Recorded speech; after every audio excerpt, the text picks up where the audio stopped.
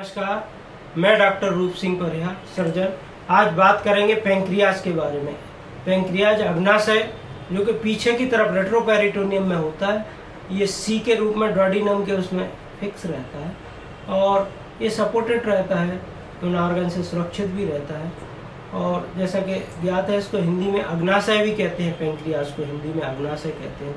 इससे ये protein synthesis में बहुत महत्वपूर्ण भूमिका निभाता है। प्रोटीन सिंथेसिस और नए टाइप की प्रोटीन जो डाइजेस्टिव एंजाइम और एंडोप्लाज्मिक रेटिकुलम और उसमें गोल्जी अपरेटस में यूज़फुल होती हैं वो। इसके अलावा इससे जो हार्मोन निकलते हैं, इसकी अल्फा सेल से ग्लूकागोन निकलता है।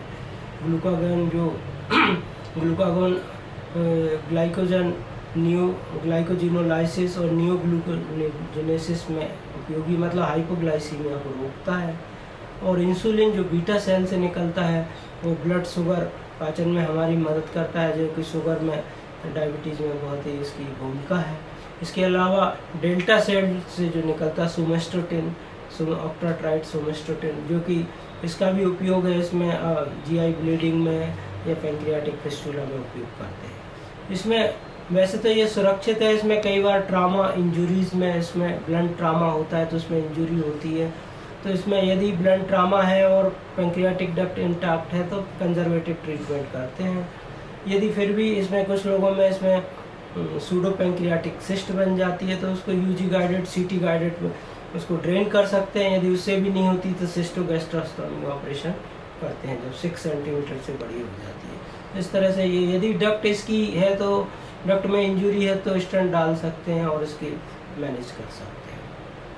इसके अलावा इसमें जो पेंक्रेटाइटिस होती है, एक्यूट और क्रोनिक पेंक्रेटाइटिस होती है। एक्यूट पेंक्रेटाइटिस जो होती है इसमें गाल स्टोन के कारण होती है या अल्कोहल एब्यूज़, जो अल्कोहल ज़्यादा लेते हैं उनमें होता है। उसमें एक्यूट पेंक्रेटाइटिस में टैकीकार्डिया, टैकीपनिया, हाइपोक्सीमिया, इरिटेबल होता है, रैचिंग होती है पेशेंट, और इसमें मॉर्टेलिटी बहुत हाई होती है। उसकी ग्रेडिंग की गई है, माइल्ड है, मॉडरेट है, सीवियर है। यदि माइल्ड है तो मॉर्टेलिटी कम है, सीवियर है उसमें स्कोर बनाए गए हैं, रैनसन स्कोर और ग्लासगो कोमा स्केल। इसमें WBC क्या है, एज क्या है, उसका ब्लड शुगर क्या है, ALT AST क्या है, LDH क्या है, ये सब इनके पॉइंट लिए जाते हैं और अपाची स्कोर 2 के अनुसार ICU में इसका ट्रीटमेंट किया जाता है। यदि माइल्ड है तो फिर ज़्यादातर रिकवर हो जाते हैं। यदि सीवियर है, एक्यूट पेंक्रेटाइटिस है, तो उसमें मॉर्टेलिटी बहुत होती है। उसमें यदि सीवियर है तो उसमें उसका कारण भी देखा जाता है, CT करते हैं, अल्ट्रासाउंड करते हैं।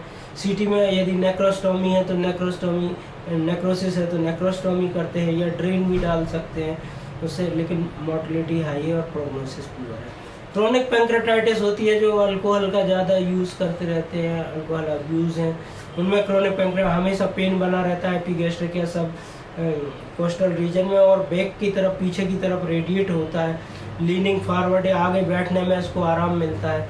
और इसके लिए भी हम इसकी जांचें करते हैं और इसका ट्रीटमेंट करते हैं। यदि ट्रीटमेंट से यदि ये ठीक नहीं होता है इसका तो एंडोस्कोपी ERCP कर सकते हैं। यदि डायलेटेड डक्ट है तो पेंक्रियाटोजेजुनोस्टोमी भी कर सकते हैं।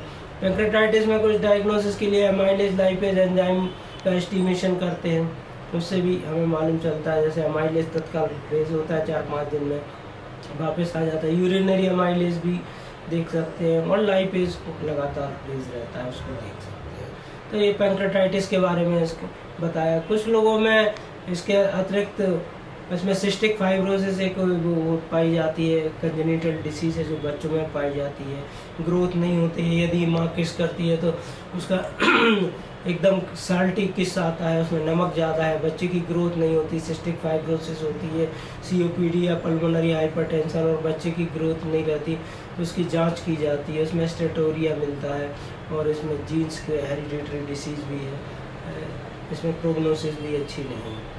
इसके अलावा पेंक्रियाज में कैंसर भी पाया गया, सिस्ट एडिनोमा सिस्टेडी कार्सिनोमा है, इसमें लंप पाया जाता है, इसमें जॉइंटिस मिलती है, कभी कभी एसाइटिस और लिम्फ नोड सुप्राक्लेविकुलर, इसमें भी प्रोग्नोसिस पुअर रहती है।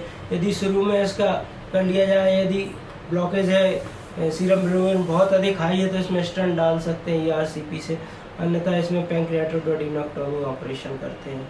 पेंक्रियाटोडोडिनोक्टोमी में मॉर्टेलिटी हाई है तो प्रोग्नोसिस भी इसकी पुअर है, हार्डली 6 मंथ सर्वाइव कर पाते हैं। आशा है पेंक्रियाज के बारे में आज जो जानकारी बताई उपयोगी होगी। लाइक करें, सब्सक्राइब करें। Thank you.